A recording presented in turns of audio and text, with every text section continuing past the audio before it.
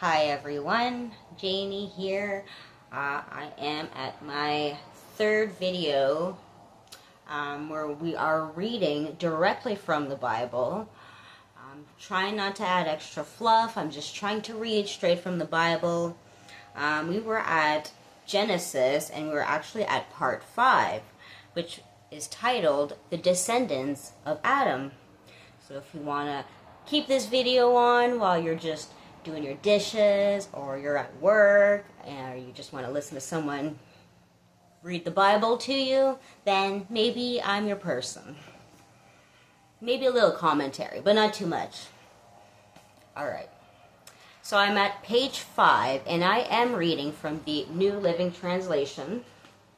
I love this Bible because it's very up to date. It explains in clear, precise English what's happening, and it's just a great Bible for anyone who's looking to read the Bible for the first time, actually.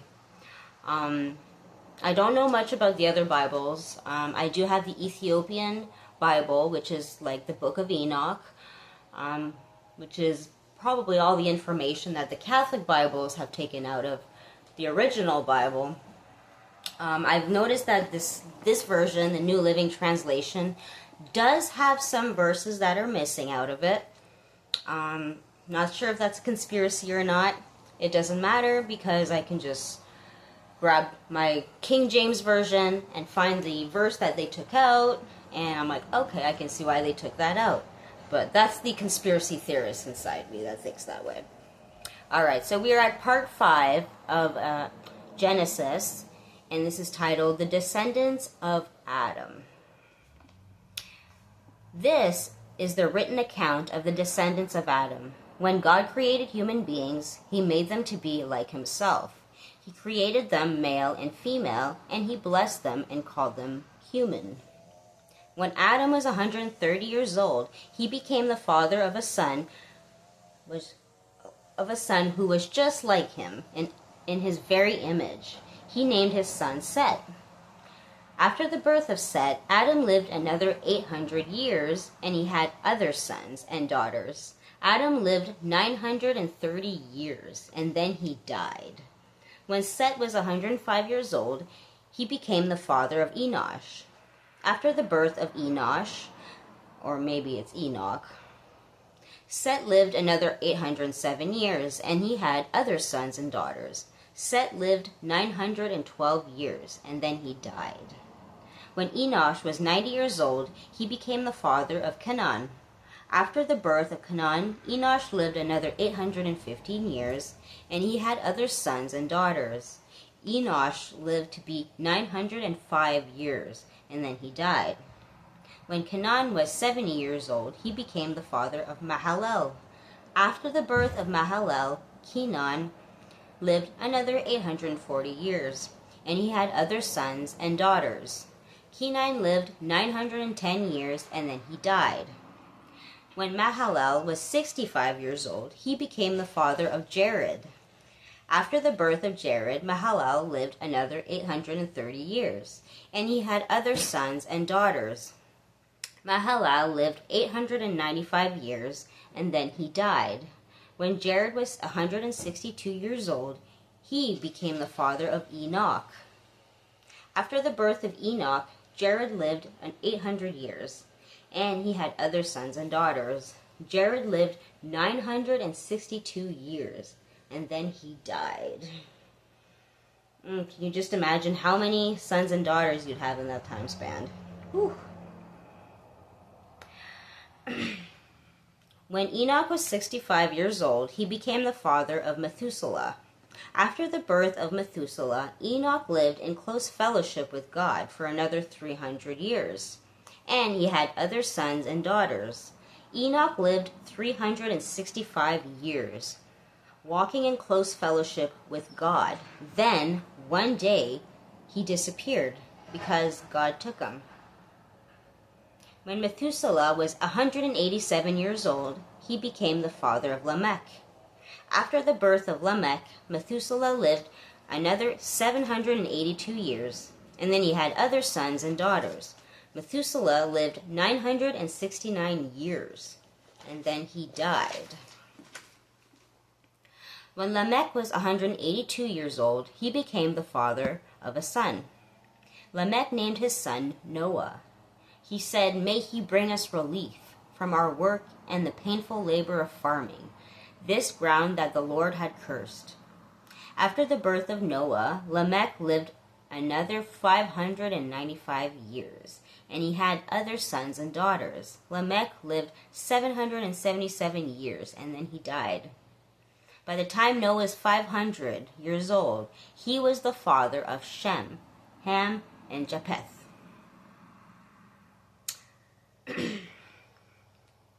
Chapter 6.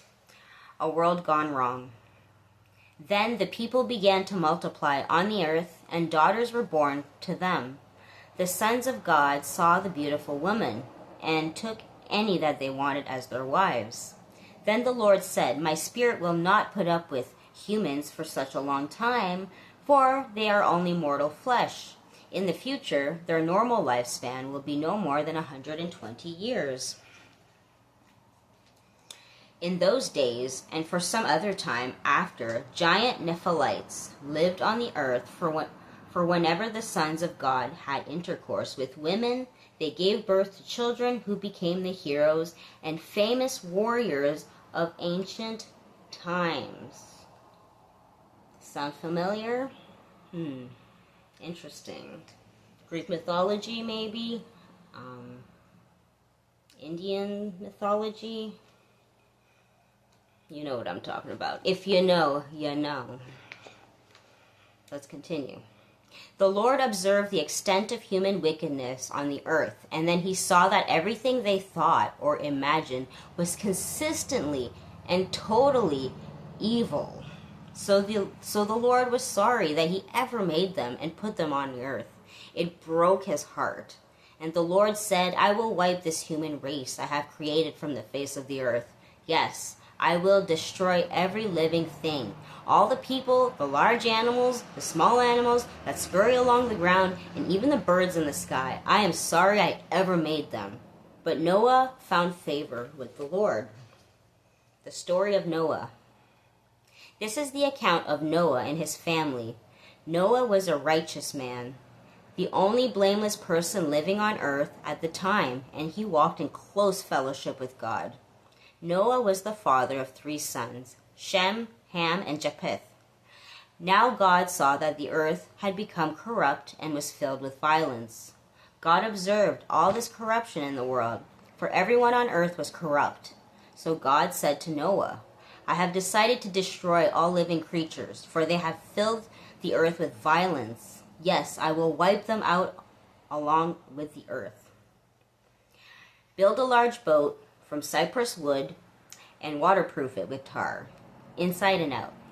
Then construct decks and stalls throughout its interior. Make the boat 450 feet long, 75 feet wide, and 45 feet high. Leave an 18-inch opening below the roof all the way around the boat. Put the door on the side and build 3 decks inside the boat. Lower, middle, upper. Look, I am about to cover the earth with a flood that will destroy every living thing that breathes. Everything on earth will die, but I will confirm my covenant with you. So enter the boat, you and your wife and your sons and their wives.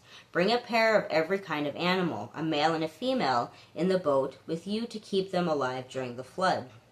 Pairs of every kind of bird, every kind of animal, and every kind of small animal that scurries along the ground will come to you to be kept alive. And be sure to take on board enough food for your family and for the animals." So Noah did exactly as God had commanded him. The flood covers the earth. We are at part 7. When everything was ready, the Lord said to Noah, "Go into the boat with all your family, for among all the people of the earth, I can see that you are alone righteous. Take with you 7 pairs, male and female, of each animal I have approved for eating and for sacrifice. And take 1 pair of each and 1 pair of each of the other. Also take 7 pairs of every kind of bird. There must be a male and a female in each pair to ensure that all life will survive on the earth after the flood. 7 days from now I will make the rains pour down on the earth, and it will rain for 40 days and 40 nights until I have wiped from the earth all the living things I have created. So Noah did everything as the Lord commanded him. Noah was 600 years old when the flood covered the earth. He went on board the boat to escape the flood.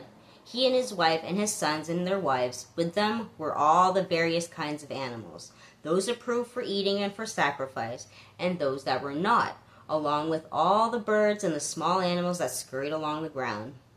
They entered the boat in pairs, male and female, just as God had commanded Noah.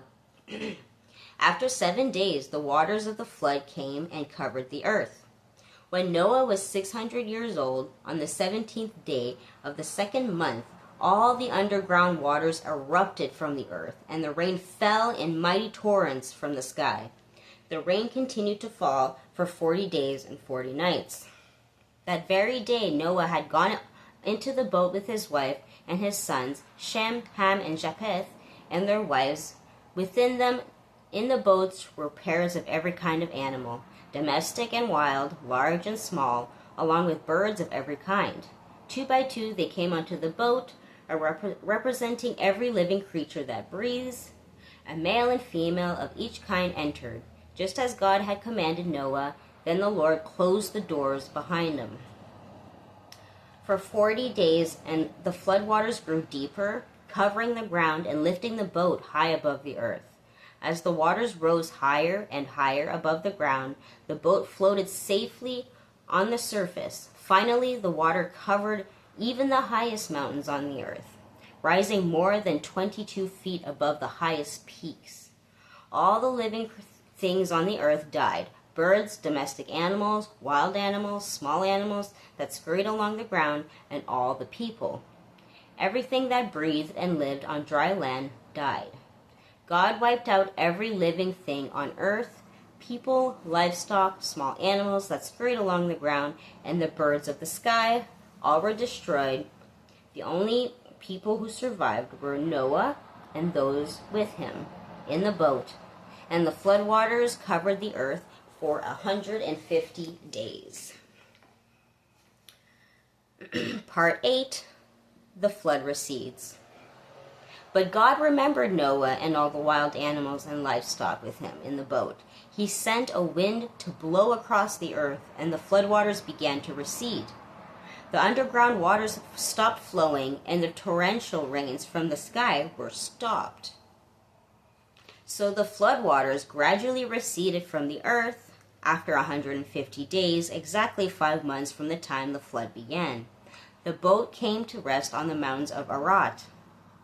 2.5 months later, as the water continued to go down, other mountain peaks became visible. After 40 days, Noah opened the window he had made in the boat and released a raven. The bird flew back and forth until the floodwaters on the earth had dried up. He also released a dove to see if the water had receded and it could find dry ground. But the dove could find no place to land because the water still covered the ground, so it returned to the boat, and Noah held out his hand and drew the dove back inside. After waiting 7 days, Noah released the dove again. This time the dove returned to him in the evening with a fresh olive leaf in its beak. Then Noah knew that the floodwaters were almost gone. He waited another 7 days and then released the dove again. This time it did not come back. Noah was now 601 years old. On the first day of the new year, 10.5 months after the flood began, the floodwaters had almost dried up from the earth. Noah lifted back the covering on the boat and saw that the surface on the ground was drying. 2 more months went by, and at last the earth was dry. Then God said to Noah, "Leave the boat, all of you, you and your wife, and your sons and their wives. Release all the animals, the birds, the livestock, and the small animals that scurry along the ground so they can be fruitful and multiply throughout the earth. So Noah, his wife, and his sons, and their wives left the boat, and all of the large and small animals and birds came out of the boat pair by pair. Then Noah built an altar to the Lord, and there he sacrificed burnt offerings, the animals and the birds that had been approved for that purpose. And the Lord was pleased with the aroma of the sacrifice and said to himself, I will never again curse the ground because of the human race. Even though everything they think or imagine is bent towards evil from childhood, I will never again destroy all living things. As long as the earth remains, there will be planting and harvest, cold and heat, summer and winter, day and night. Part 9. God confirms his covenant. Then God blessed Noah and his sons and told them, Be fruitful and multiply. Fill the earth, all the animals of the earth and the birds of the sky, all the small animals that scurry along the ground, and all the fish in the sea will look on you with fear and terror. I have placed them in your power. I have given them to you for food, just as I have given you grain and vegetables. But you must never eat any meat that still has lifeblood in it. And I will require the blood of anyone who takes another person's life. If a wild animal kills a person, it must die. And anyone who murders a fellow human must die. If anyone takes a human life, that person's life will also be taken by human hands. For God made human beings in his own image. Now be fruitful and multiply and repopulate the earth.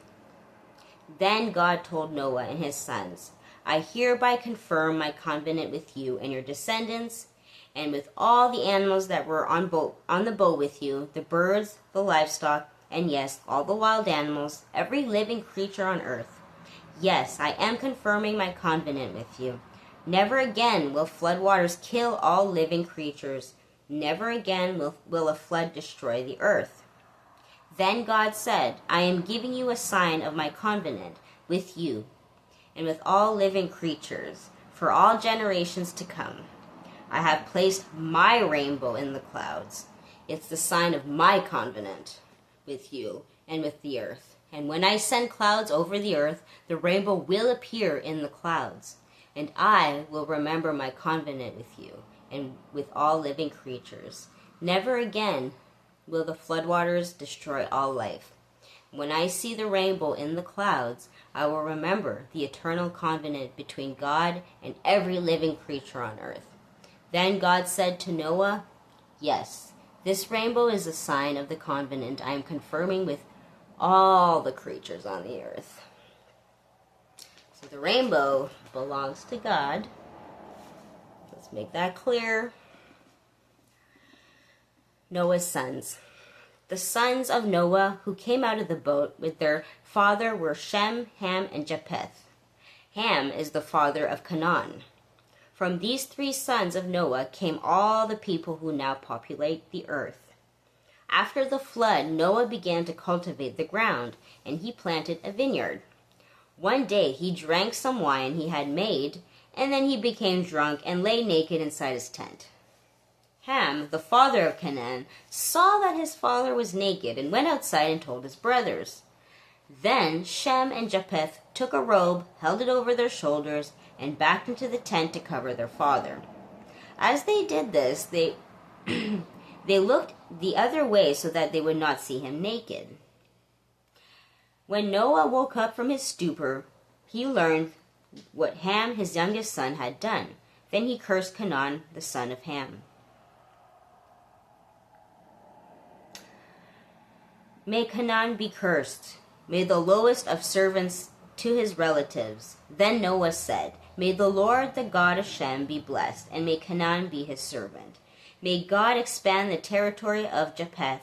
May Japheth share the prosperity of Shem, and may Canaan be his servant. Noah lived another 350 years after the great flood. He lived 950 years and then he died. So it's very interesting that the father of Noah, when Noah was born, said, his father said this, not God. He said that Noah was going to change things. He was going to, I thought that was interesting, that Noah's father declared that Noah would bring some kind of change into the world, which is exactly what happened. So I'm going to stop this here. I hope you guys read your Bible for yourselves, and I hope you guys have a great day, and I'll see you later.